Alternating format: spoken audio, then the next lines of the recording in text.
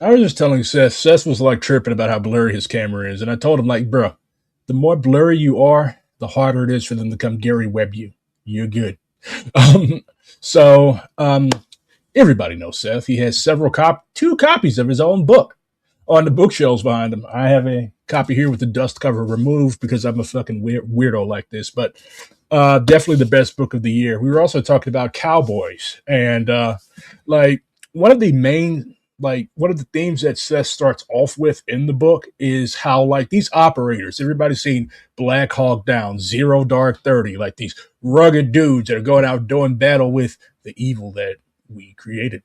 But like going out doing all this hard shit, and like it's directly tied into classical American settler colonialism. Like one of the things that you'll learn about the special forces, if you didn't know it already, is that overwhelmingly white. Like if you know anything about the military is extremely diverse. Like you literally have people from every corner of the world that serve in the United States military. But the special forces, on the other hand, are basically like they're like what a fraternity was at Harvard in 1902, like nearly all white, all heavily bearded, like yeah. So there's a culture that centers around unmitigated violence, um, unmitigated notion that I can do whatever the fuck I want, including traffic drugs, including murder my comrades, including murder people overseas in countries that we have no business in. But it's a really good read. If you haven't, you need to read it.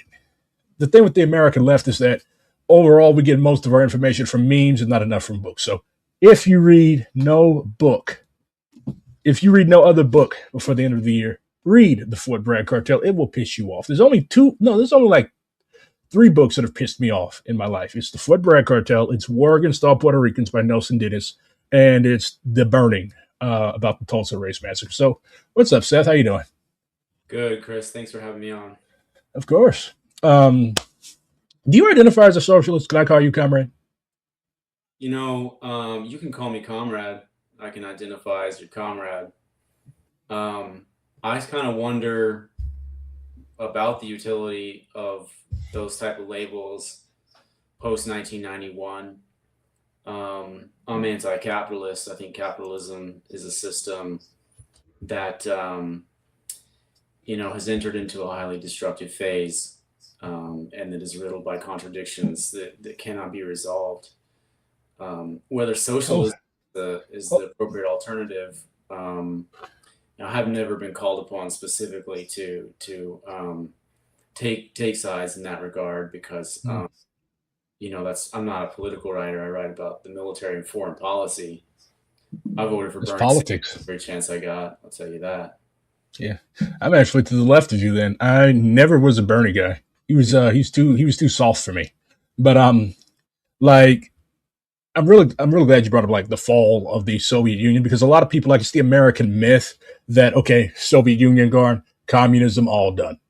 But like as a Maoist, I believe that like Maoists believe that the Soviet Union that fell apart in 1991 wasn't actually socialist because like if you look at it, like it had like a lot of the guys that are running Russia now, a lot of those guys are former KGB, former Soviet military. Like a lot of those oligarchs, they were pretty high up in the Communist Party of the Soviet Union. So what they basically did was they're like, this is mine. You can have this. I got the oil. You got the telecom. So it was basically like a free for all. It was slicing up the pie. But like we consider what fell apart in 1991 to basically be a travesty, like state capitalism calling itself socialism. But yeah, at least you're not a full fledged reactionary, but you're using the terms contradictions. So maybe I could talk you into Maoism. But um, yeah, and you like you said, you're a military writer, and you write on foreign policy. Basically, you write on all the fucked up, insidious shit that America has done. That's politics. Like when you see those guys in Iran are chanting "Death to America," like they're not talking about death to you and me, death to Americans. They're like all the horrible shit that this country has done politically, trying to strangle their country. Same thing with Cuba. Like the Cubans don't hate Americans because of who we are. Che literally said that he envies us because we're in the belly of the beast. But it's like the stuff that you write about and the blowback that comes home. For example, the situation that took place in Washington, D.C. A few weeks ago. Like people are like, oh my god, this guy is so evil, but like they didn't investigate, like they didn't study. Like you, when you study, you realize that hey, the United States, we went over there and we were like basically. I think I saw one guy that was basically portraying our involvement in that whole conflict that we started by arming these people to spit in the Soviets' eyes. But like it was basically like these various tribes, these various ethnicities, they were basically using us as mercenaries Mhm. to fuck over their tribal rivals. Yeah. So and like working with the special forces, the people that you wrote about in this book. Um like these people torture people, these people do experimentation, these people get you in all types of drugs. Like it's not a very wholesome environment for a young man to be in. No, definitely not. Um, and especially in Afghanistan during the war there, looking at some of the many abuses that the Afghan client state that was supported by the CIA and the Green Berets for so many years, um, it was a really repellent institution that did a lot more than just kill people with impunity. You know, it was basically a criminal organization, one of the most corrupt um, governing bodies that's ever existed. And there's parallels to that in a lot of U.S. wars. You know, going back to the South Vietnamese. Every time, basically, that the U.S. has tried to intervene in a country allegedly to help the citizens of that country, they will usually stand up a client state, which it promotes as like, well, these are the good South Vietnamese, or these are the good Vietnamese, or these are the good Afghans, or these are the good Iraqis. But in reality, those governments typically tend to be just in it for their own personal enrichment. Yeah. And in fact, it's the corruption of those governments that usually leads to the failure of the whole project because it becomes so deeply unpopular with the people. You know, it's like the people start saying, "Well, these guys are worse than Saddam, or these guys are worse than the Taliban." Yeah, like I grew up like you're you're substantially older than me. I'm 31. So when you were over there dancing in the desert, I was a little nerd watching y'all on TV. But like I remember, like I will never forget, like watching bombs drop over Baghdad, seeing the Battle of Fallujah, Ramadi, all these cities. I was a weird kid, bro. But and like just hearing like names like Hamid Karzai, um, all these different, like we had no idea, like we were taught okay, this is where Afghanistan finally becomes a functioning state. Mind you, Afghanistan was a functioning state. Like this is one of the oldest cultures, oldest civilizations in the world. Like you've got the Indus Valley civilization literally a hop skip and a jump away. And like one thing that I find atrocious about America is that we're not even 300 years old as a country. Like you go to Europe, you go to India, you go to Africa, you go to Pakistan, like you get to see building shit. Never mind China, but like you see buildings that are there are dynasties in China that have lasted twice as long as this country. You go to England, the United Kingdom, you see buildings 500, 600 years old. You go to China, you go to India, you see 1,000-year-old buildings. So, like, it's just so presumptuous at this country because it hoards an immense amount of the world's wealth, deigns to try to invade, destroy, and then not even reconstruct other people's countries, but just install literal drug lords like the Karzai clique in Afghanistan, and then act weird when the mess that we've made follows us home. And like in DC, like a lot of people are like, oh yeah, fuck yeah, but like those guys had no fuck. Those people had no business there. Like these people literally died for Trump's bullshit agenda. Like for what purpose do you have like all the National Guard has been doing in DC is running around picking up trash, and people are throwing shit at them. I go on Reddit. If you remember when the Marines were in LA, and like there were dudes on there, they were like, bro, I did not sign up for this shit. Why am I just walking around looking for like why am I defending these green jacketed assholes as they go around harassing random Mexican or Salvadoran dudes that are just trying to make an honest dollar. And like one thing that I keep constantly getting into with other leftists is like this whole like, oh my god, fuck death to all baby killers. Like a lot of these people are just like regular ass dudes, especially like indigenous people, like a lot of the guys that come off reservations. Like they join the military because if you know anything about indigenous reservations, there's literally no fucking jobs. Like Mm-hmm. there's no jobs. So like these guys, they go, and if you get hurt, wounded for some bullshit reason, you get a decent check for the rest of your life.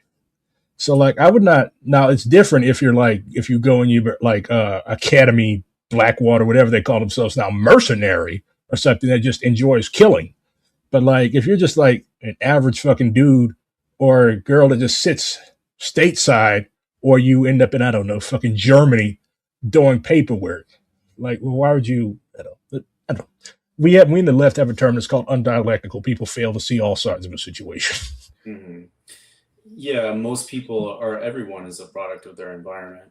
And in the United States, most people believe what they're told and the information that they get from their school and from the media. And so, absent some kind of enlightening incident or circumstance or exposure to ideas outside of that world, they're going to reflect that. And there's little to deter people from regarding the military well, maybe less and less these days, but certainly at the time that I joined the army when I was 19 years old, um, so it's completely pointless to, and I never have really attacked low-ranking enlisted people.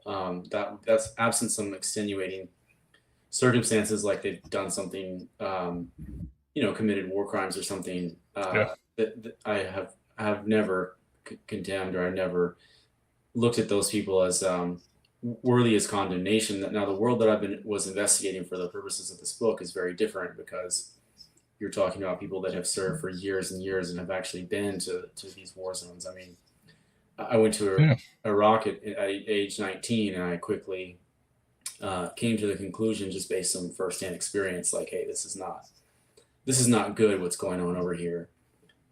So if you're talking about people that have re-enlisted to serve multiple deployments, or that have gone into the special forces intentionally and served years, rotating back to the same wars again and again, that's a little bit different. They kind of know that the people that are being targeted are not necessarily the evil villains that they're portrayed to be.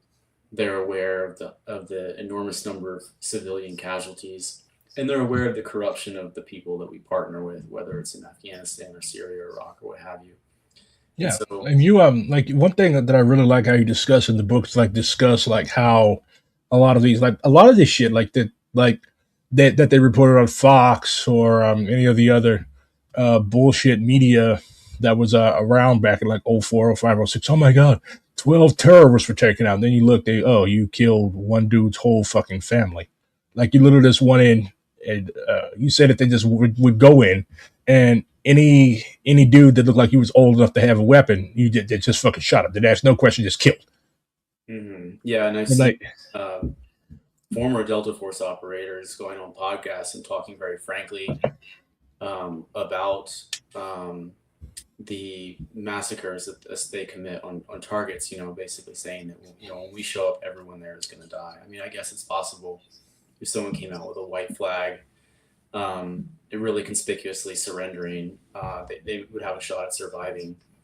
Same goes for any women and children on target. Like, I wouldn't necessarily say that they're going to deliberately kill them all, but um, anyone who's a male, who's military age, by which I mean like very broadly, very broad category, 15 to like 55, um, chances are they're going to get killed. And I've heard, that from the horse's mouth, so to speak, from former Delta Force operators, including in a memoir that I obtained that was written by Billy Levine, who's one of the main characters in the book. yeah, that was it's like this book made me sad. Like so many lives, especially that kid from California that like ended up with his I think his head cut off Right. on the Yeah. beach. Martinez. Yeah.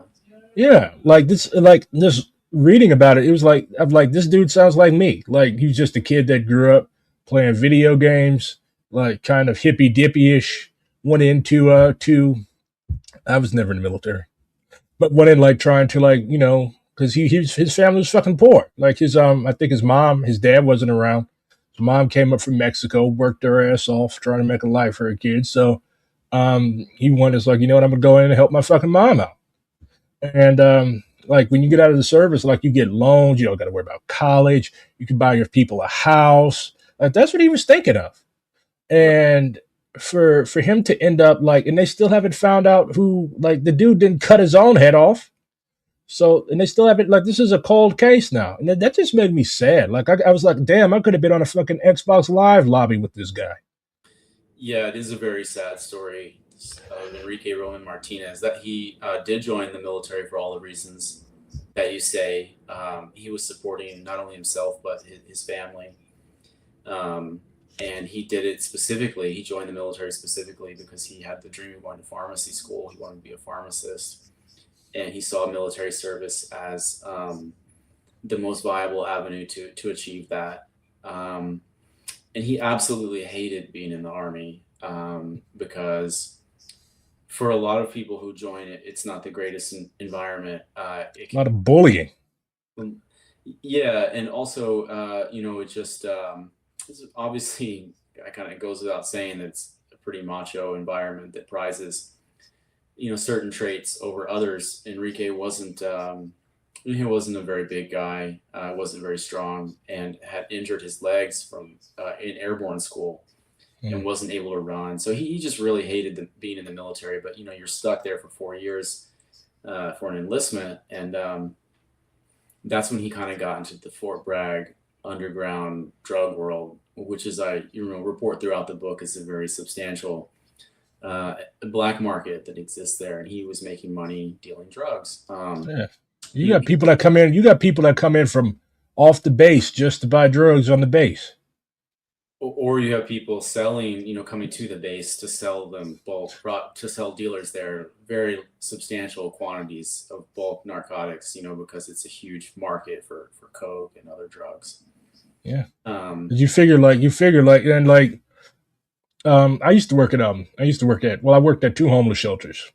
And drug dealers, like they loved, especially like if people had like disability checks coming in, because they know like, okay, you get a check from the government. So I know you getting that shit every month.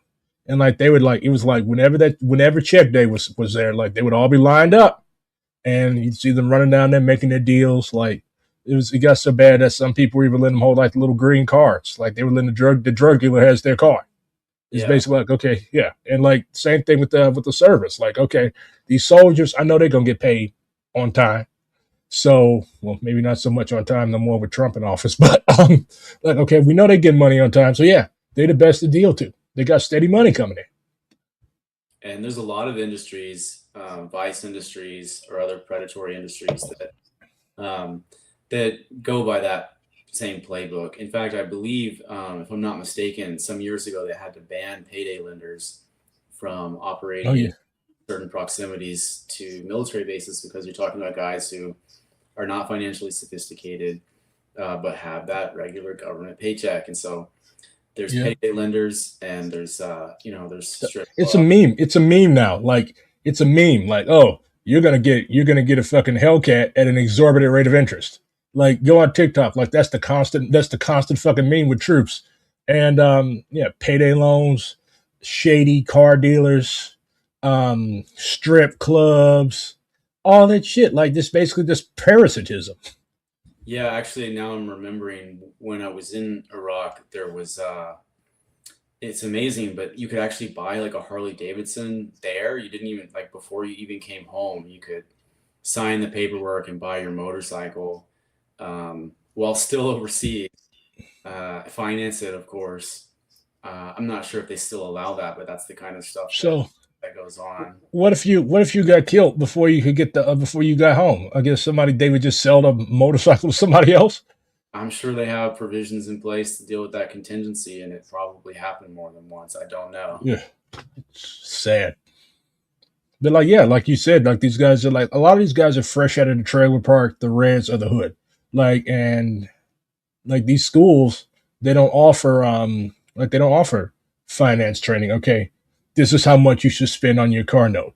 This is how much you should spend on your rent. This is how much you should try to save. Like, no, you figure, okay, you're 19 years old. This is the first time you're touching regular money, and of course you're going to blow it. And it's just a sign. And I guess this is something that has troubled armies since the beginning of armies. Like, there's always been like camp followers, merchants, peddlers, usurers. So I guess it's just history repeating itself. But it's just fucking sick, man. Yeah, right. There's I think they do probably try to train troops in like basic financial literacy these days, because they don't want you having to they don't want you dealing with financial problems when you're in the service. That can actually be disruptive to military readiness. Yeah. But there's only so much you can do with guys who are in their early 20s. I mean, I remember I came back from Iraq with $40,000 because you get paid Shit.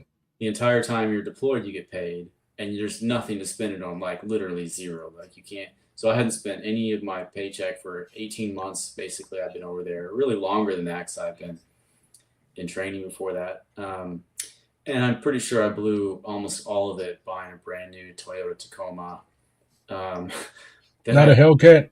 They didn't even have Not a hell. They didn't even Hellcat. I have don't those know back what then. that is exactly, but the stereotype is a Ford Mustang or a Tacoma or a Jeep. A lot of times it's a new Jeep, and yeah, troops drive those around.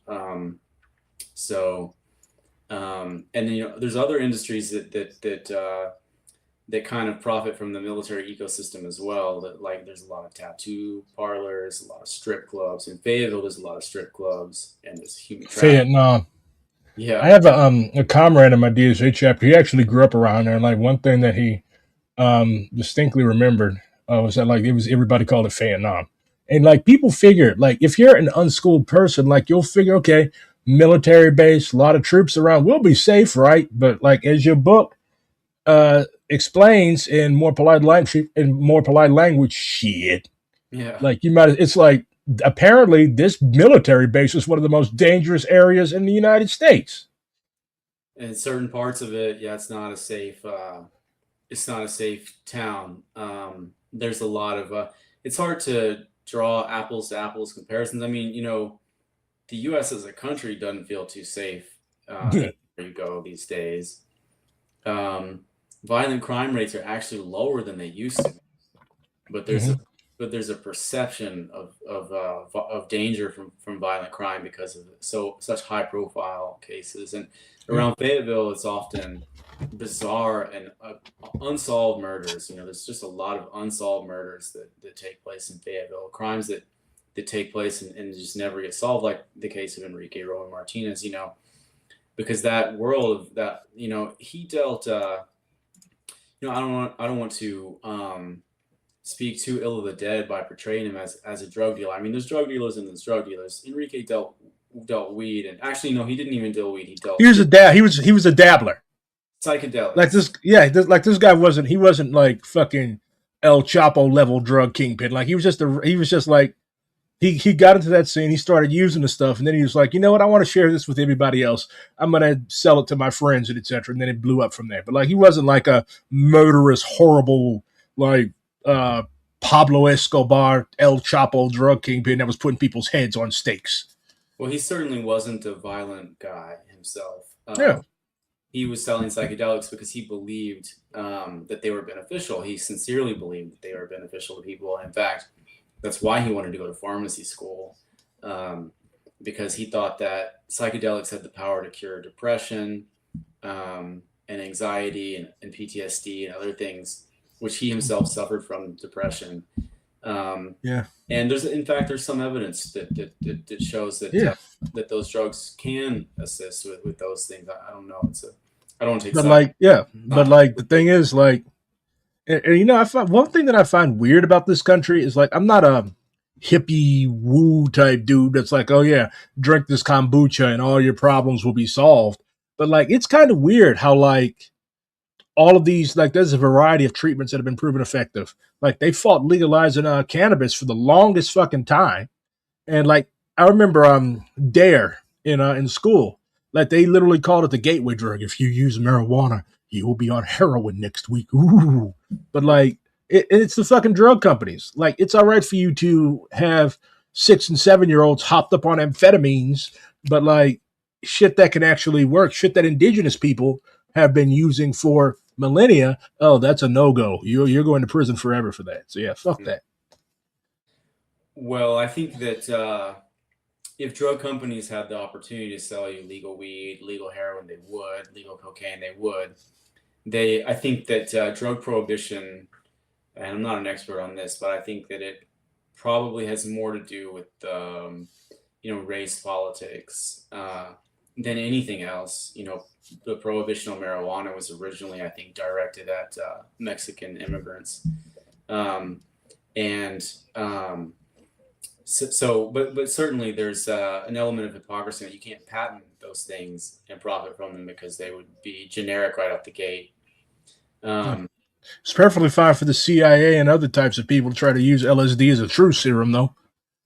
yeah, LSD's origins definitely it's like Lyme disease. It wouldn't exist were it not for certain skullduggery on part of intelligence agencies Yeah. and the military. It was popularized through covert means originally, even before the 60s and the 50s. There's a whole hidden history of LSD. Yeah. Long That's before, why. I've never dabbled with that stuff. I've met people that have had bad trips. I'm like, yeah, this, you are not turning me into a basket case. well, what's really freaky about Enrique's case, his beheading, was that he was having a bad trip at the time that he was murdered. And it's unclear what happened to him or who might have had a motive to kill him because, as I was saying before, um, he was involved in this underground world of drug dealing, which isn't a safe activity to be involved in. I mean, when you're dealing drugs with Fort Bragg soldiers involved, you can get into Especially if you're, yeah, especially real. if you're a little skinny dude. Yeah. So the potential was there, but what might have actually happened?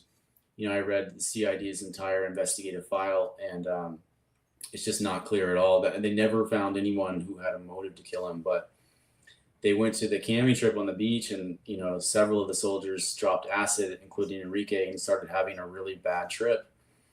And that's kind of the last that we know about him. He was completely freaking out because there was a thunderstorm that came in on the beach. He had Yeah, he dropped. just got up. He just got up. He just got up and ran away. Well, even that's not clear. So the other soldiers that were with him, 7 other soldiers, who were initially the focus of a lot of intense suspicion, but as you know from reading the book, I kind of come out on the side of you know I'm not in a position to exonerate them. I don't use the word exonerate, but there's no evidence that any of those 7 soldiers that were with him on the camping trip were involved. None of them had a motive to kill him. I think is the most important thing. I mean, they Yeah, went through these soldiers' lives with a fine tooth comb for years and years. Plus, none of them were really, they're kids basically. They're 20 they're years the old. yeah, they're the types of people that hang out on beaches and take acid. Exactly. Yeah. Right. And they Enrique was freaking out because he was scared of thunderstorms, and he was Oh, tripping on LSD. So he was really going through it. And so his friends just, he wouldn't come out of the Jeep. He took shelter in the Jeep. Like we're talking about brand new cars. One of his buddies had a brand new Jeep Wrangler, and he was just taking shelter in the back of it essentially, and wouldn't come out. They all went to bed. And when they woke up, he was gone. And he left. His glasses were left behind in the Jeep, and as well as his wallet, which indicates that he must have been coerced into leaving because he couldn't see. He was totally blind without his glasses. me too. Yeah. Well, he was. I don't know how many. I don't know if you're actually legally blind without him, but Enrique was. He couldn't see anything without his glasses. I mean, he couldn't function without them. If I take these off, I see a red sweater, and that's it. And my sweater is brown, brother. See that? Yeah, My camera's blurry for some reason today. I don't know why, but I'm trying to save you from being Gary Webbed. yeah, okay. Um, well, so somebody must have dragged him out. Or, I mean, it seems that it would seem likely that someone took him out of that Jeep. But, it's they and so people thought he must have thought he could have committed suicide because he did have some suicidal ideation, like I was saying, he's depressed. But then 3 days later, his severed head washed up on the beach. I mean, this story goes beyond like kind of the gangster shit that I talk about throughout the Yeah, book. this It's almost is like more like X-Files type of thing. yeah, like bruh, like I'm yeah. I don't know what type of cryptids are down there, but like that's like one of those I don't know if you've ever read Reddit creepypastas, but that's like one of Oh, those.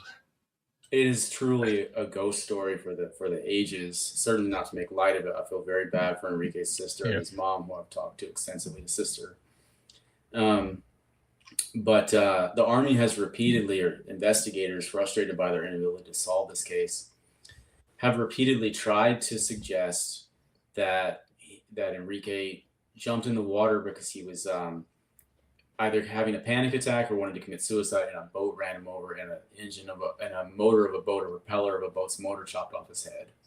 Yeah, and the boat was like if okay, like it doesn't unless you've got like a whole ass fucking Titanic sized ship, like a regular sized civilian boat.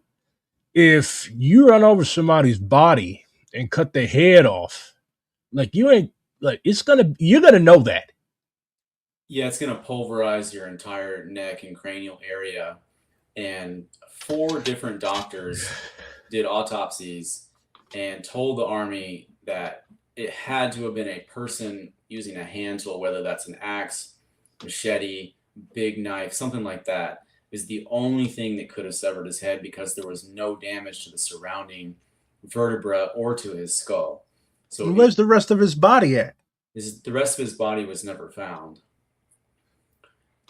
But Ugh. they were able to examine them just from the vertebra and skull alone. They were able to conclude that the cause of death was to a scientific certainty was homicide, and no one has any idea who did this or why. So it's an exceptionally creepy case that took place Yeah. in 2020 at Fort Bragg, right at the height of all these other murders that I discuss in the book. And Um, this is like that kid didn't deserve that. Certainly not. No, he didn't seem to have any enemies. But one thing that all the murders that took place in 2020 and 2021 have in common, or nearly all of them have in common, is that the victims were in one way or another involved in the drug trade on Fort Bragg, Yeah. which really burgeoned during that time, including in 2021 and in subsequent years. And one thing I just try to call attention to in the book is the degree to which drug use is normalized and just a thing at this army base, which of course is the most important army. It's the largest army base in the United States.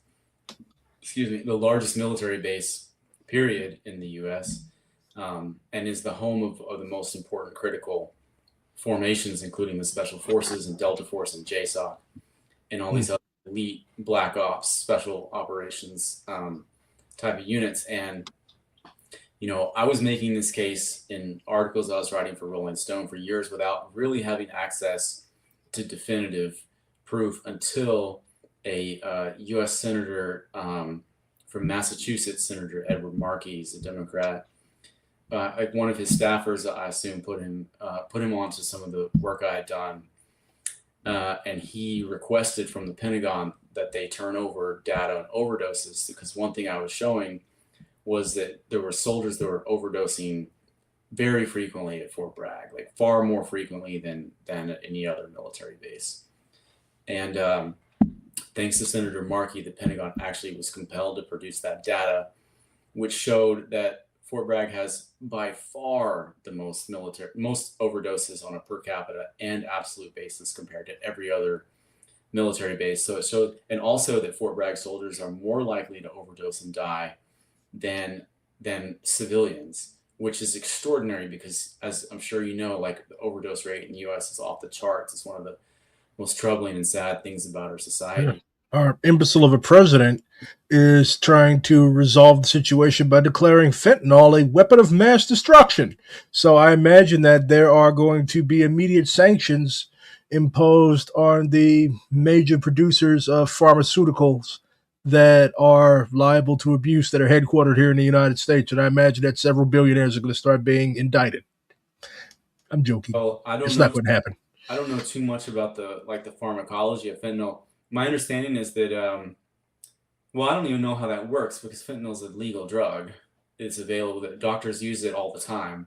Yeah, They yeah. prescribe. It's an extreme, like it's basically an extreme pain medication. Like if you've got like cancer that's eating your asshole out or something, they'll give you that. It's fun. Like the Rodrigo Duterte, the president of the Philippines, that's currently chilling in the Hague right now. Like it was a big thing because during his campaign, he was basically labeled as a fentanyl addict. And I follow the Philippines because there's a really big Maoist movement over there. But like, and it was hilarious. And like he would just be like, yeah, I abuse fentanyl. My doctor said I'm going to take too much, and I said, God damn it, leave me alone. I'm a big guy. Yeah, that's it. But he's in the Hague because he was going around killing people just because they use drugs. So yeah, but Yeah, very hypocritical. The hypocrisy, the whole drug war is shot through with these hypocrisies. I yeah, believe fentanyl is used by in combat by army medics. The fentanyl lollipops, kind of a weird thing that exists, but that's that is the most American thing I've ever heard. yeah. You never heard of a fentanyl lollipop? I've heard of it. I'm just like every time I hear that phrase, like, yeah, you know what? This is an extremely addictive drug, but we're going to give it to you in candy form. So we'll Yeah, rot your teeth, kind of weird. and we'll turn you to an addict. Yay! But there's no my there's my point is that there's nothing wrong with fentanyl when used as prescribed, which it's for extraordinary situations when people are in extreme pain. The fact that it's so concentrated should mean nothing to a doctor. I mean, different medications they have different. You need different quantities of it. Doctors should be able to mix them so precisely that it doesn't matter if you need 1 grain or like a whole gram of it. The medicine has its effect at the prescribed dose, and that's why you Yeah. have to have a doctor's supervision to control it. If used correctly, it's beneficial to people who are suffering extreme pain because they've had massive trauma and need to be anesthetized. Yeah. Um, But yeah, but like I was being facetious about Trump. Trump is just doing it to fuck with Mexico and China. Like that's literally the only reason. well, to the extent that's his goal, and I agree that's what's the subterfuge or that's the ulterior motive there. I just question like, do they really want to use that language? For most people, the whole WMD thing instantly recalls the fake justification for going to war with Yeah, but Iraq. a lot of people believe that. Like they reelected Bush in '04 after after he like blatantly lied to the American. He had Colin Powell up there holding up that vial of shit. I'll never forget it. Yeah, And like people bought that shit hook, line, and sinker. Like I was a kid, but you were an adult. Like you remember that whole jingoistic. Like well, we're changing the name because the French won't go to Iraq with us, so we're changing the name of French fries to freedom fries. Cheese eating surrender monkeys. Like yeah, there were whole ass fucking seasons of South Park about this bullshit, and you like know, the French dined out on that reputation for years successively because they came to be seen as like the reasonable, irrational country. The truth is that France is a very nefarious actor oh yeah, in foreign policy and military affairs. France is like so fucking imperialistic and petty that when they were pulling out of French West Africa, Senegal, Guinea, all those areas, like they literally broke the sewer lines and they smashed every single light bulb in all their ministries. They're like, okay, you don't want us? We are going to throw you back to the dark ages. Like Uh, they are an extremely petty fucking people. And then never mind the bullshit that they were doing in Indochina. Never mind the bullshit they were literally testing nuclear weapons in Algeria right before they gave it right before the Algerians took their independence. And now, like the reason why this whole AES thing is going on, the reason why there's so many military coups over there is because like there's a popular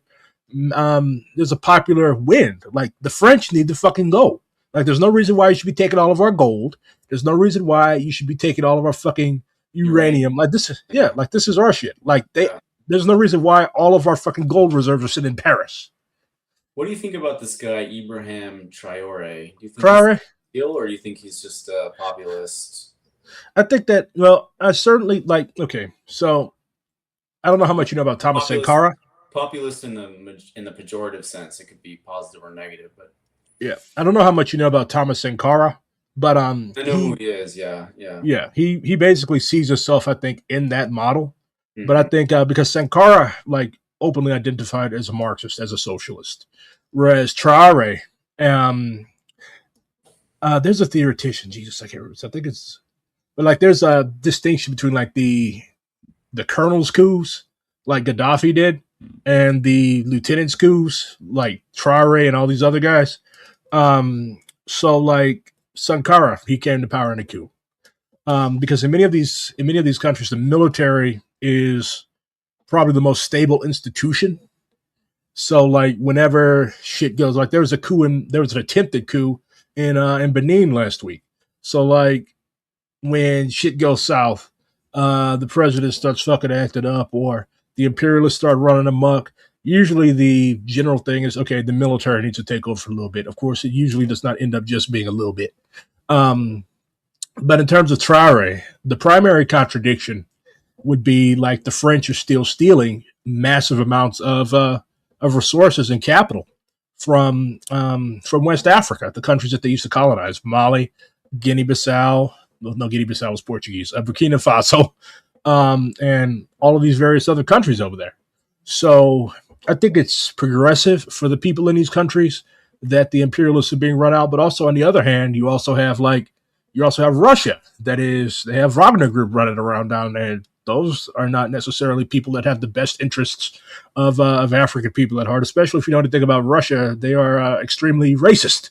So they're there And trying to, brutal. and yeah, Yeah. yeah, and like a lot of like I've been seeing a lot of videos of African mercenaries working for Wagner Group turning up in Ukraine, and the Ukrainians are not necessarily paragons of racial tolerance either. So like, um, yeah, so it's basically like between a rock and a hard place. They're working. Like Traore wants to cleave to Putin and the Russians, I think, um, because they're cutting them a better deal. Of course, they're still a junior imperialist power. Like they do not have the interests of Africans at heart at all. Neither do the Chinese. And what But do I they think, need the outside military powers for? Is it because of jihadists in the Sahel and the oh Sahara? yeah, yeah, they've been fucking running amok in northern Nigeria. That's why Trump had Nicki Minaj for whatever reason at the UN be like, "Oh, Christians are under attack." I'm like, you don't give a fuck about Christians. Like the Latino people that you're dragging off the streets are extremely Catholic. You don't give a fuck. But like, yeah, like Africa is going to be it's going to be a major player in the next century because it's the youngest continent. It has a shitload. Like there are parts of the Congo basin that have never been mapped. So like there's resources: coltan, titanium, gold, um, all types of resources. Huge workforce, huge markets. So of course the Russians and Chinese, the Europeans and the Americans and the Canadians are going to be fighting over it. So as a Pan Africanist, I basically with Kwame and Nkrumah, like Africa needs to unite, put aside all these squabblings over lines that were drawn by white people, by Europeans at the beginning at the Berlin Conference, basically carved Africa up like a cake and like get together. Because like if Africa was united into like one country, it would probably be the most powerful country on earth. And that's what these various imperialist groupings don't want. So, but on the other hand, Traore is also extremely conservative. Hmm. So, yeah, as a communist, I do not like social conservatism, but also keeping into account like West Africa in general is pretty socially conservative. Yeah, yeah. I have some Nigerian friends who definitely could be described that way. Yeah. Um, and well, that's interesting.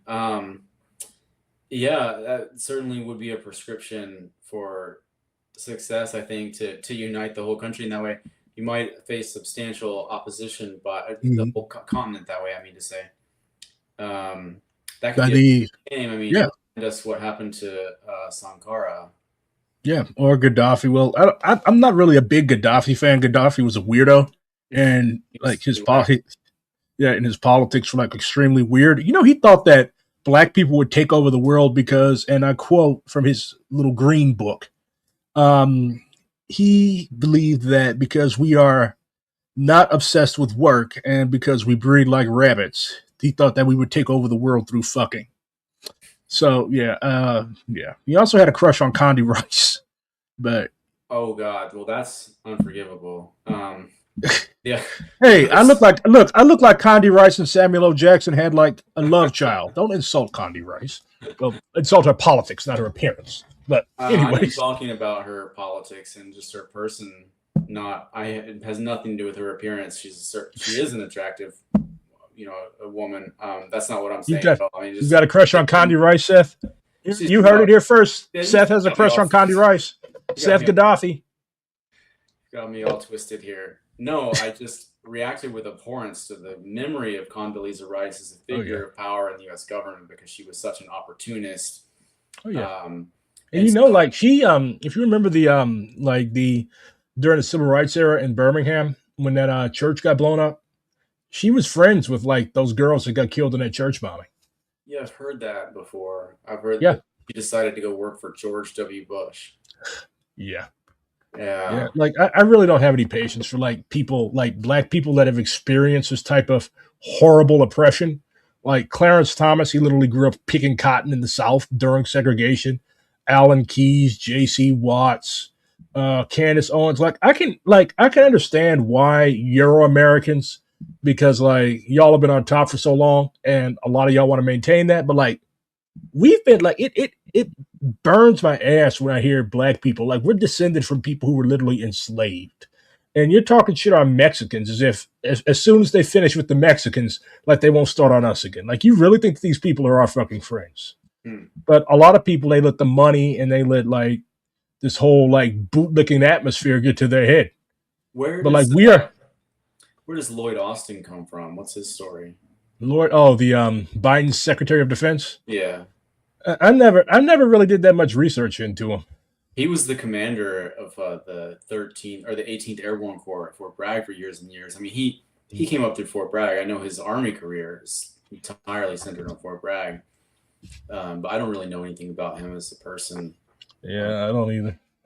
But like, I know he shares a last name with one of the guys that did the coup against Maurice Bishop in Grenada. I don't think they're related though. But yeah, he's Lloyd Austin. The guy in Grenada was Hudson Austin. But yeah, but and like that's the thing. Like a lot of black people, we have a military tradition going all the way back to the Buffalo Soldiers, which like that's why I was really up Beyonce's ass. Like we should not idolize those guys. They were out there doing war crimes against the indigenous people. So like, and I think one main thing that we have to keep in mind is that we have a drastically different relationship to this country than like even a lot of immigrant groups do. Like this country was literally established on stolen indigenous land, and we were basically the first proletariat. We were brought over here not to experience the joys and wonders of freedom, but to fucking work. And that's why like it gets on my fucking nerves when I see people like this acting as if they've forgotten where we come from or using our experiences like a cudgel against the Palestinians or against Latino people. Like oppressed people, I think, class, ethnically, like we need to stick together. Otherwise, this shit is gonna keep happening. yeah. Well, I was born in a trailer park in Texas and went to Texas public schools, a very diverse environment. And when I was Did they in have the Ten Commandments? say again Did they have the Ten Commandments in them in the in the school? in the school, I don't think so. No, no, it wasn't. You know that sort of culture war type of stuff came a little bit later. I think I remember when they put up the Ten Commandments at the Capitol. That was like in the early 2000s. I do remember we had to say the Pledge of Allegiance. But my point was going to be, also the Army unit that I served in was also very, very diverse. Not just black people and brown people, but also a lot of Asian immigrants. Not a Mhm. lot, but they were definitely represented.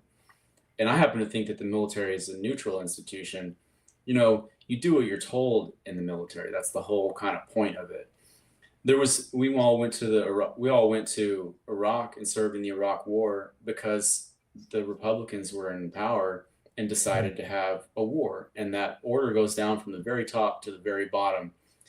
Um, but the military exists to do what it's told, exists to be a mechanistic instrument of political power, and I don't see any reason why it could not serve as a ballast for a nation that was reformed to remove the oligarchical, pedophile, elite, whatever you want to call them, these freaks that are in charge right now. If we were ever able to get rid of them, I don't see any reason why the military itself couldn't serve a positive role in all that because rather than being sent to fight foreign wars and exploit other countries to have their natural resources stolen by multinational corporations, they would presumably, under good governments, the military would be given positive and beneficial tasks to society. It wouldn't even necessarily be fighting wars. The military has a lot of capabilities, engineering capabilities, medical capabilities, all kinds of things that, You know the you. I'm gonna start calling you a Maoist because, like, when Mao was alive in China, like that's literally the type of stuff that the People's Liberation Army was doing. Mhm. Like, the barefoot doctors, a lot of them had were trained in PLA. Yeah. So, like, the motto to this day of the People's Liberation Army is "Serve the people," and that's what they did. Mhm. So, like, they would, like, if say there was a disaster, for example, I'm from St. Louis. I don't know if you've ever been here or not, but a tornado destroyed, like, basically huge swaths of the north and western halves of the city proper. No National Guard because our governor at the time, I think Mike Kehoe or whatever the fuck his name is, I don't even remember any of these NPCs, but like, there was no National Guard. He was too busy kissing Trump's ass. So, Mhm. like, of course, also as a Maoist, like, I think that, like, if we get out of this, as you correctly said, this whole pedophilic, oligarchic, hyper capitalist, fascist, dare I say, system, like, we're gonna have to reconstruct, we're gonna have to rebuild these various institutions in the people's interest, because a lot of this stuff was made for the service of empire. Like the Mhm. police, they started as slave catchers. We can't just okay. We've taken over the NYPD. Now it's the People's Police Department. No, because those old things are still going to be there. So, but, like, yeah, I'm really a big fan of, like, the That's not necessarily true. The Army and the Navy and so forth. So I hear what you're saying. Now, what institution you would want to get rid of is the special forces. yeah, yeah. Um, There's no need for them. Like, they're inexclusively offensive. They're used to fuck over other people's countries. They're used for, like, hostile things. And if we become whatever succeeds, because I'm pretty sure that, like, most knowledgeable observers or anybody that's ever studied imperialism, empires, or history knows that the United States is, like, there's too many contradictions. We're not long for this world as this polity. So, like, well, whatever comes remain afterwards, in the. I mean, yeah. There's whatever happens. I mean, we will remain here as a people and yeah, I ain't going nowhere. as a populated continent. So but to your point, the special forces only exists to do covert military actions, and a country that was run by good governance would have no need for covert military action. That's a Yeah, strictly nefarious activity. Why sneaking around all over the world, murdering folks for no why are reason. they doing that? That has no justification for it, um, Yeah, except for these propagandistic lies that they tell people and feed to propagate through the media that Russia's the enemy, or that Iraq's the enemy, or that the Syrian government's the enemy, whatever or Venezuela now. It's always changing, but there's always somebody that's coming under so, attack. speaking of Venezuela, so Trump is going to give a speech in a couple hours. I imagine both me and you will be watching it. So, what do we think he's going to say? Oh, I'm sorry, I don't watch Trump speeches. Oh, you don't? You did? They give you? Yeah. Only if I'm forced to. What's it going to be about? I don't know. Like, it's super secret, and it's funny. Like, I don't know why this man Well, thinks he can that's hold a super secret. Like, for one, his administration is comprised of people who fucking despise each other. It leaks like a sieve. yeah. So, like, this is the leakiest fucking White House I've ever heard of. Like, like, everybody already knows what. And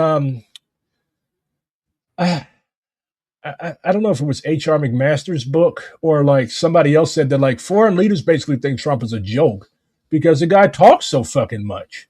Like, Xi Jinping, Vladimir Putin, like, he respects these guys, but they don't respect him. They think he's a fucking joke. And Or is he? like, Yeah. yeah, Well, or like, yeah, or a guy that like, okay, we talk to this dude. If we push the right buttons, if we kiss his ass enough or make him think we're kissing his ass, like, he'll give us whatever the fuck we want. And, like, I personally don't care about, like, the reputation of the American president or anything like that, especially this one.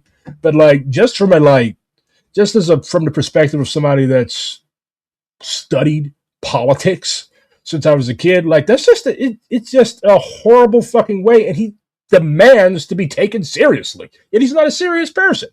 No, definitely not. And Putin and Xi are serious people, whatever Oh yeah, their drawbacks, because Putin is fucking former KGB, and Xi Jinping literally grew up. He's a Red Prince. Like his dad, uh, basically was like one of Mao's top guys. So like these people know, like they've been doing this whole like palace maneuvering their whole fucking lives. exactly. Whereas Trump is literally just a fucking he's a clown, a buffoon, but a dangerous buffoon because he has his hand on buttons that can actually hurt people. Yeah, they've had to survive power games with other very serious and capable people, Putin and Xi, and Yeah, other like world and, leaders. Whereas in the United States, it's very different because you have Washington D.C. surrounded by these very very high walls that prevent um, any kind of democratic influence on government, and that shut Mhm. out popular political participation from government and only allows insiders to participate. So Yeah, people who are either party insiders like Joe Biden, who know that their power just depends upon carrying out the will of corporate America. Or Trump's actually pretty anomalous in this. He's a different type of. He still fits this category of like an insider who lives within these high city walls that I'm talking about.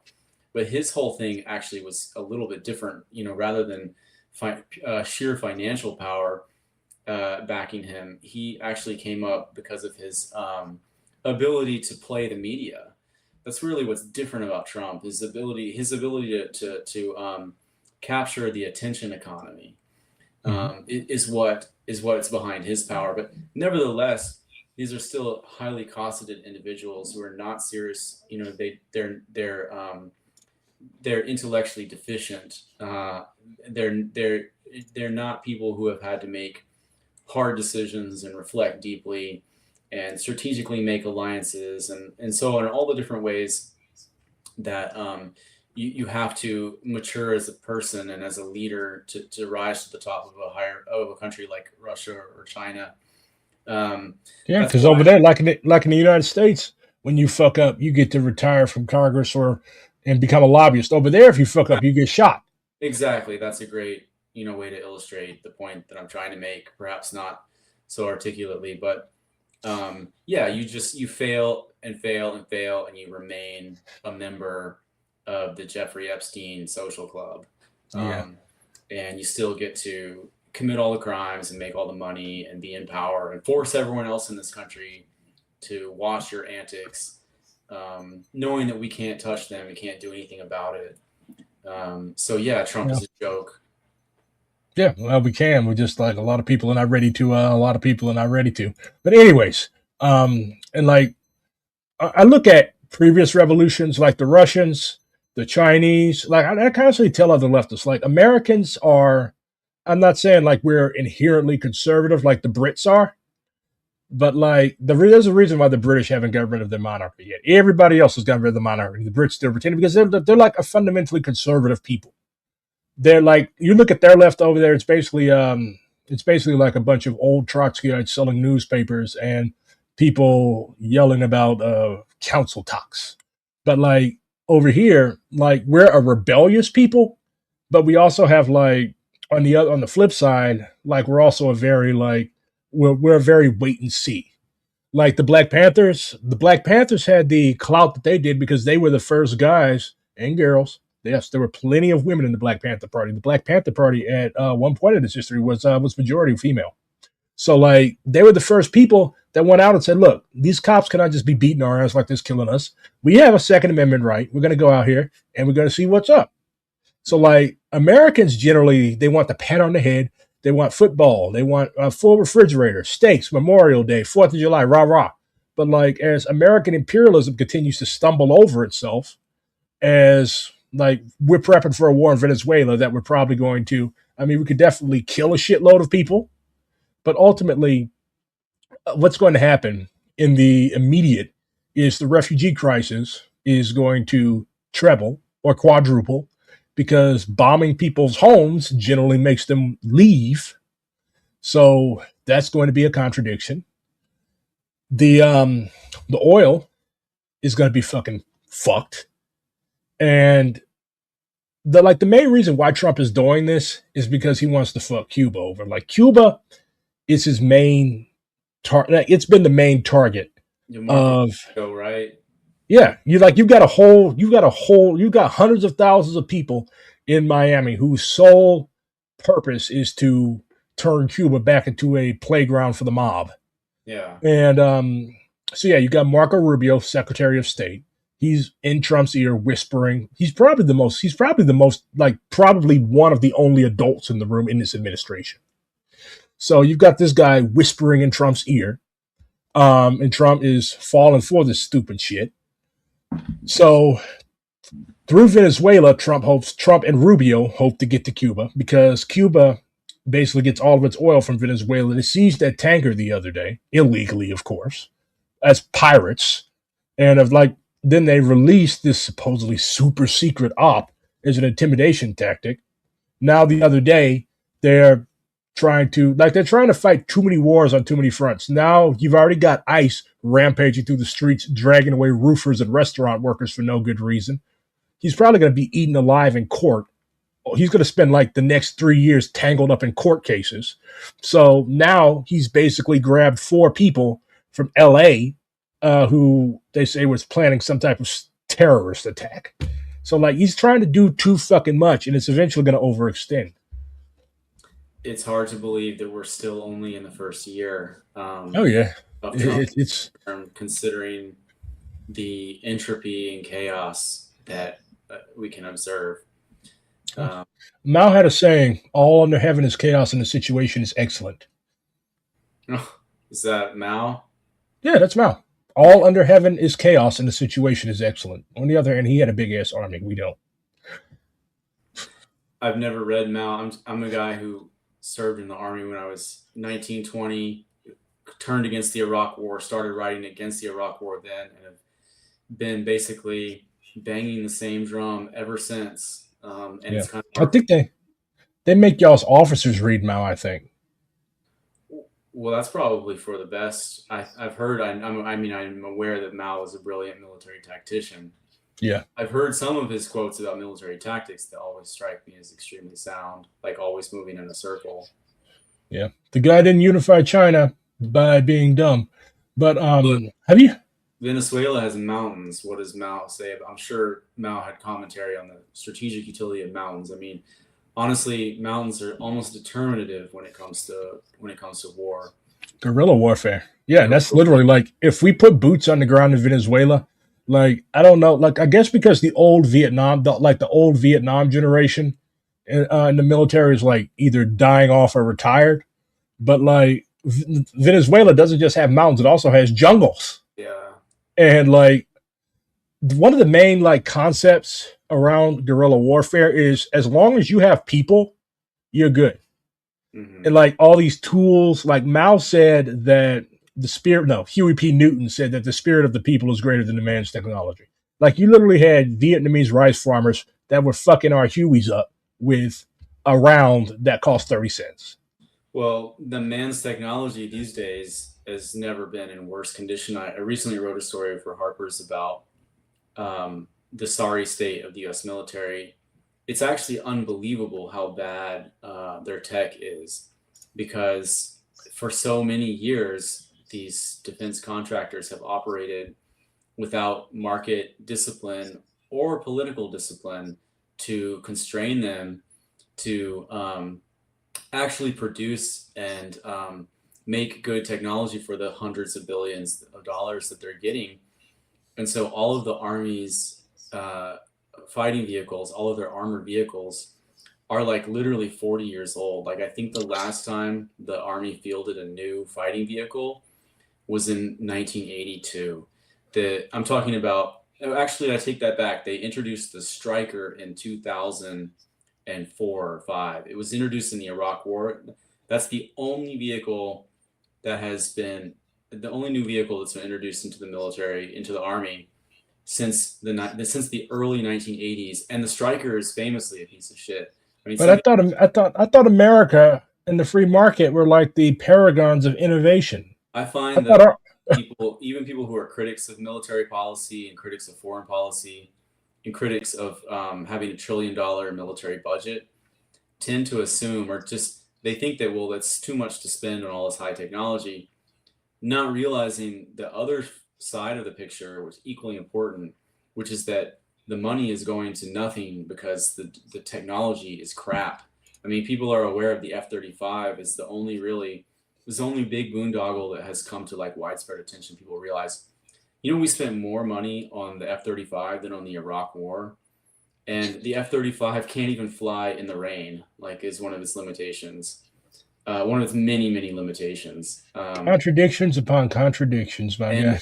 it's all this janky Silicon Valley style stuff with like these touch screens that don't work, and like it's just not durable. The That's the technology type of is shit. That's the durable. type of shit that Trump and Elon Musk like. They love it. They what they prefer, what the bias is towards, is for highly complex systems that are extremely expensive, that require tons of maintenance, that have you know hyped certain hyped capabilities that are not as is actually not as useful as technology that is simple, that is inexpensive to produce, that can be produced locally, that you can churn out lots of it. Those are things that make for a resilient and powerful military, and that's why Russia is. Besides, Russia's a country, a devastated country. Russia's a pathetic country in a lot of ways, but they've been able to hold the combined might of NATO to a stalemate on the Eastern Front in Ukraine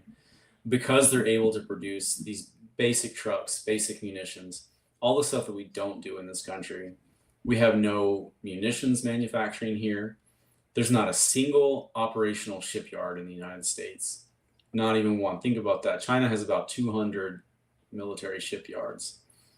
We have none. Okay. So who makes our ships then? Isn't there like a South big one at Korea New? mostly.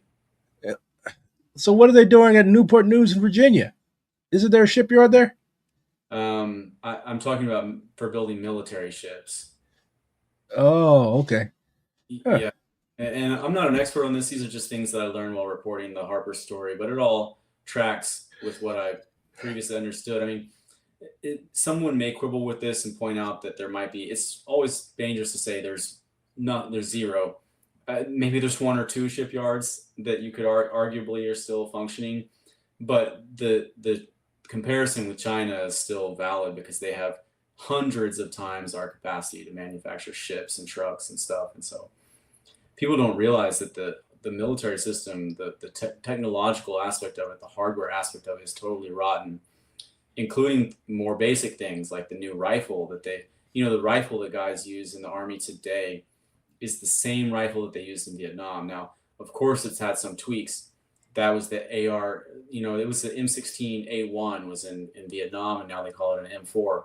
But if you just look at the lower and upper receiver and the handle and stuff, you can tell this is the same weapon. It is the same weapon.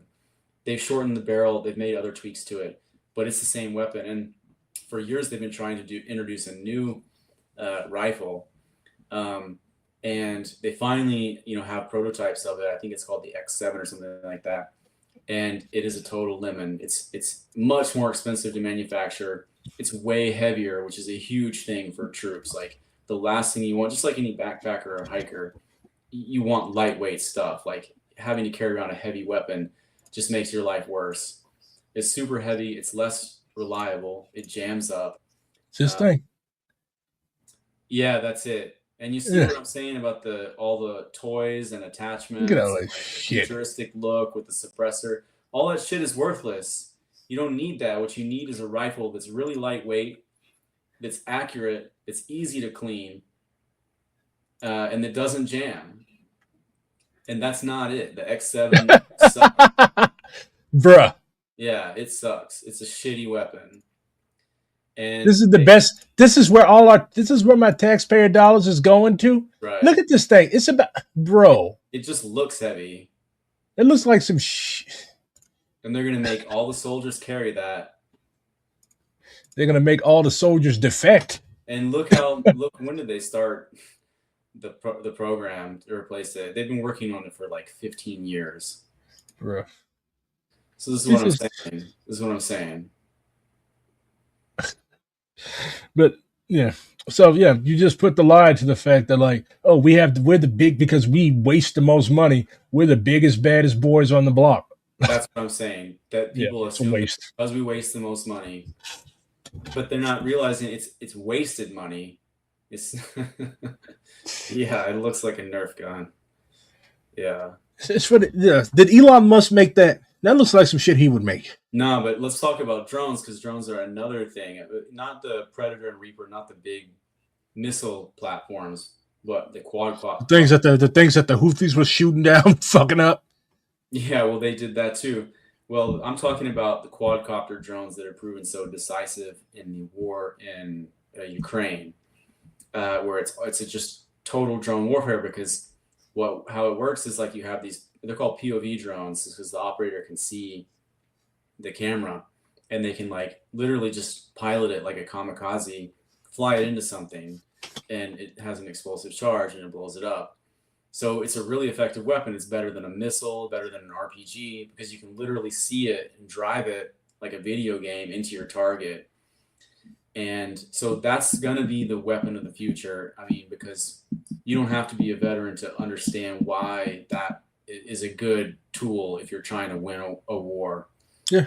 You can fuck people. You can fuck people up from the comfort of your base. For You don't sure. even have to go. You don't have to go out and expose yourself to getting shot at and all that. Also, because they can take any flight pattern. A mortar has to go in a parabola. A bullet has to go in a straight line. Whereas a drone can go any which way. Yeah. Up, down. Yeah. I hear a lot about drones because I follow the situation in Gaza with the Palestinian comrades they were going through, and like the Israelis, they get civilian model drones from China, which is like that's why I laugh when I hear people call China socialist. I'm like under Mao, no, but like now because all the Chinese care about is money, of course they're selling weapons and stuff to Israel because like they're a capitalist country. They still have they still have the bones of what Mao left, but they've applied it to capitalism and fucking over their own population. But anyways, they're also supplying Russia with drones. Oh yeah, they're buddies. Yeah, and the U.S. has no ability to manufacture. So the by far the global leader in manufacturing quadcopter drones, which by the way are very inexpensive. So you can they're basically disposable because you can manufacture them for maybe $400, $500, up to from the low hundreds to the low thousands is what these things cost. And China, the Chinese company called DJI makes almost all of them. And the U.S. has basically zero manufacturing capacity to manufacture quadcopter drones.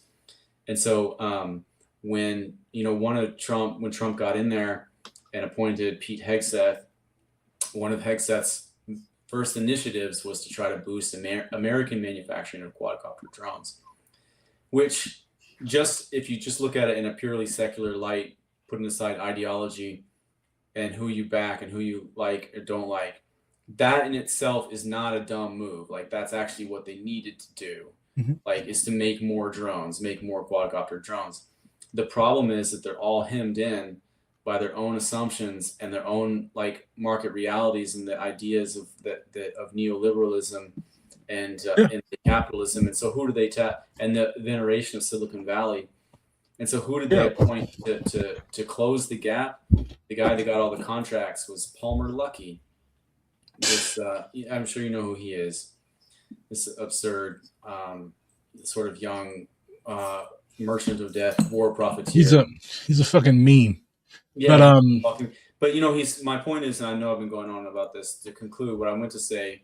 So Anduril Technologies got that contract, or got one of the biggest contracts to close the drone gap with China, and they have failed miserably to do so. Their new drones that are coming out far more expensive than the Chinese ones and cannot pass the U.S. Army's most basic tests. Reuters, the Wall Street Journal, other publications have exposed their failures to meet the Army's basic tests. And in China, they would take a guy like Palmer Luckey and literally execute him for this. Yeah, for defrauding the state. That's right. And in our country, he's just going to get another contract. Yeah, because See, the difference between like as a Maoist, I'm critical of China. I know that sounds like a contradiction, but like, yeah, if Mao could see modern day China, he would probably end up back in the Zhongguanchan Mountains. But like in China, like they have like they plan this shit. Like, no, you're not gonna be. Yeah, we're gonna let you make some money, but at the also you're gonna do what we tell you to do. Right. Whereas over here, it's just like anarchy. Like you can have like you said, just you have grifters driving us off a cliff. Right. Whereas in China, like you said, over there, your ass is going to prison, or you're gonna get shot for defrauding the state. That's right. You making shit that don't work. Yeah, you got to go, buddy. But like, and I think these contradictions are becoming more and more clear to regular people, and like eventually something's got to give because, like you said, like we said earlier, we still got 3.5 more years of this shit left, and like, Trump came back in the office on the 20th of this year, and you look at the chaos he's already caused. So one of the things I keep telling people is like, you cannot just be like, this is why it's really, really important that people read books like the Fort Bragg Cartel.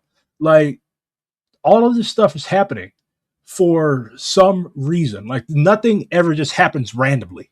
Like, why are there so many overdoses over here? Why is there a so-called drug war? Because like Harry Anslinger, and this goes all the way back to Harry Anslinger, like the fucking 20s and 30s. These people killed Billie Holiday. So going all the way back to the Bureau of Narcotics, like they wanted to control colonized people, black people, Latino people, and the working class more broadly. So like, but you go back to the 1890s, you had people that were like, okay, you have a fucking toothache, the dentist is going to give you laudanum, and you drink a whole bottle of that shit. But now, like George Washington was addicted to laudanum, I just read. Yeah, I imagine every president of the 18th century was addicted to something, especially Lincoln. That fucker was always hurting. But anyways, so you had middle class white housewives that were just donning fucking opiates. You had cocaine and Coca-Cola, like all of these fucking things. Then you had all these patent medicines that were full of God knows what. I was reading a book about medicine, like the medicine that slaves used. There was this pill. It was called Blue Mass. It was literally just mercury. And they wonder why 25 was considered old age. Yes, they would give your ass mercury. Yeah, medicinal mercury. I believe that's the shit that killed the first emperor of China. But anyways, toxic, yeah. Yeah, but like anyways, so because you had all of these various ethnic groups coming over here, you had various new ideologies, socialism, anarchism, like they needed some reason to repress people. Just like Trump declaring fentanyl a weapon of mass destruction. I wouldn't be surprised. Like Trump himself is a fucking drug addict. The dude's addicted to amphetamines. So our government is on drugs is the conclusion I come to eventually. Yeah, Hegseth is an alcoholic. Elon Musk is a ketamine addict. Like most of these people are drunk. They act like it. I'm not trying to be like a stigma or like a Puritan or whatever. No, just bro, look at them. Look at give a speech. Look at it when they talk and when they're in public. Their eyes are glazed over. Their skin is all messed up. They always have the makeup on because they're trying to hide the consequences of all the various amounts of shit they're taking. So it's hypocrisy. Like you and me, we can't dabble in drugs. We'll go to fucking prison because we're broke fuckers. Whereas they can, well, you have a best-selling book. I doubt you're a broke fucker. But anyways, whereas they can do whatever the fuck they want. Why? Because we're rich. Fuck you. Trump's White House doctor was a military physician named Ronnie Jackson. He was actually demoted by the Navy for running an unlicensed pharmacy in the White House because he was prescribing drugs for no cost and handing them out without a prescription to all the staffers. The Rolling Stone actually did a piece on this. I didn't write it, but they did a piece on it talking about all the drugs that Ronnie the Candyman Jackson was his name. The Candyman. That's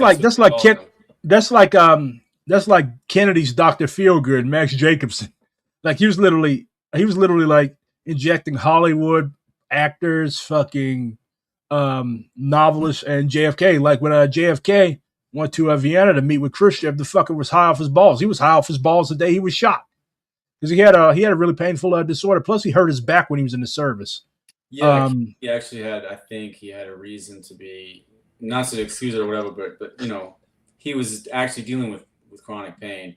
yeah, But I think a lot of this insane behavior that we see, because again, not trying to not trying to be a moralist or also or like a Puritan or whatever. Like I but think like that if you're making, it's not even a moralistic or a Puritan issue, but like if you're making decisions that impact millions of people's lives, decisions that can start wars, decisions that can get hurt people hurt, you're putting people out of the country for no reason. You're deporting like Kilmar Abrego Garcia. They keep trying to deport this dude. Like, what the fuck are you going to deport him to Swaziland for? yeah, Like, when you're making decisions like this, you should. It's really not all that big of an ask that you be somewhat sober. I think that the ones that the shows the most in their behavior are the amphetamines. Like amphetamines, Yeah, I think are the most evil drug because thinking that you can do every fucking thing, thinking that then when you come down, then you're mad. Then you're mad yeah, and you want to fuck over everybody. right, That anger, goes back to those. That goes back to those Delta Force people that you're talking about. right. Like I guarantee you, when they did all these massacres, just barging into compounds, killing all these dudes for no reason, I guarantee you they were coming down off that shit. Well, I know that they were. Well, they're on it a lot of times because the unit Delta Force prescribes operators dextroamphetamine routinely, including the main characters in my book. Got Adderall. It's just Adderall, which is just amphetamine. It is an amphetamine that a doctor gives you. Um, Very closely related to meth and its effects and its pharmacology. And so that one, not only does it, so they give it to them to suppress or to help them deal with sleep deprivation, but it has these other effects too. It gives you extraordinary sense of confidence, self confidence, and how like Yeah, hyper helps you lock in. right, yeah. But it also suppresses empathy and makes you a less emotionally sensitive person than you would Yeah, otherwise be. It kind of like turns off your sort of the alarm bells, the sort of moral alarm bells that would go off yeah. It turns otherwise. off the. Yeah, it makes you. Yeah, like a normal person.